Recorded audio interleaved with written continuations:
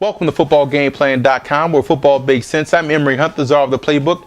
Bring you an NFL matchup in the NFC between the Seattle Seahawks and the Tampa Bay Buccaneers.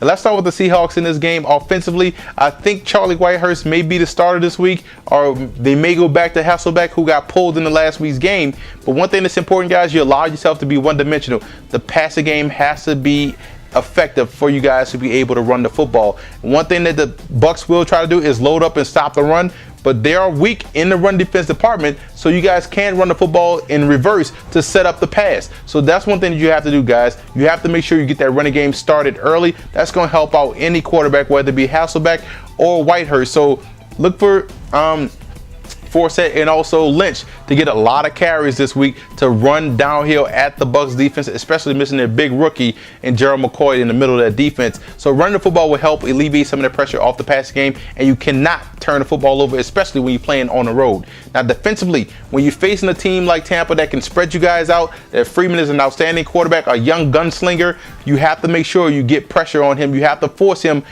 to stay in the pocket, because Freeman is a guy that can make plays with his legs. Number one, he's a guy that can throw well on the run. You have to make sure you keep him bottled up, so that pressure has to make sure it gets pushed instead of pressure. Otherwise, Freeman can find targets all day because they have a lot of talented youth in Tampa. And your secondary has to be ready to compete. These are some active guys in the Bucs wide receiving core that can run all across the field. You guys have to make sure you stay alert, communicate with each other, pass guys off, because all the Bucs are going to try to do is run through zones. Pass guys off. If you communicate, linebackers can take the guy underneath, cornerbacks can get off their man and play the guy over top. That's one thing you have to do, communicate in the secondary this week. Otherwise, Tampa could have their way.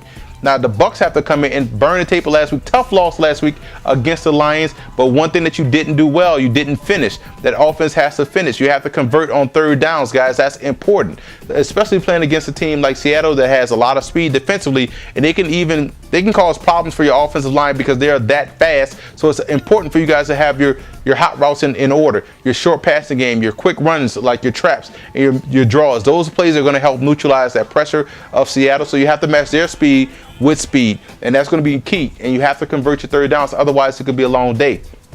Let's jump to that defensive side of the football, guys. Seattle's going to try to come in on the road and run downhill, so it's important for you guys again to stay active in the run game department, run defense department. So look for Barry Roode and company, those linebackers, Black and company. You guys have to make sure you stay active, stay close to the line of scrimmage, because Seattle is having problems throwing the football. You should be able to have some success, and you have to bracket or double team Mike Williams. Take away the top target and force these other wide receivers to beat you in the passing game, and I think you guys should be able to have some success against Seattle at home. I'm going with the Bucs in this game. I think the Tampa Bay Buccaneers are still fighting. This is, again, another playoff elimination matchup. You have Seattle that still has a chance to win the NFC West. You have Tampa that still has an outside shot at a wild card, although they took some hits last week against Detroit.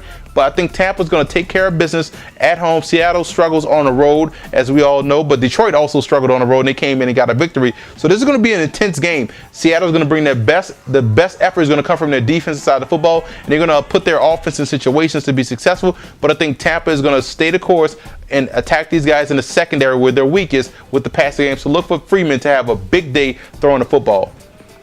For more NFL previews, visit footballgameplan.com/NFL or visit our YouTube channel at youtube.com/footballgameplan.